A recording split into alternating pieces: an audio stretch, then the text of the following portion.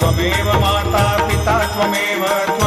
बन्धुः सखा त्वमेव विद्या द्रविणं त्वमेव सर्वं मम देवदेव कायेन वाचा मनसेन्द्रियैर्वा बुद्ध्यात्मना वा प्रकृतिस्वभावात् करोमि यद्यत् सकलं परस्मै नारायणायति समर्पयामि अच्युतं केशवं रामनारायणं कृष्णदामोदरं वासुदेवं हरिं श्रीधरं माधवं गोपिकावल्लभं जानकीनायकं रामचन्द्रं भजे हरे राम राम राम हरे हरे हरे कृष्ण कृष्ण कृष्ण हरे हरे श्री गुरुदेव दत्त हरि ओम यज्ञेन यज्ञमयजन्त देवास्तानि धर्माणि प्रथमान्यासन्न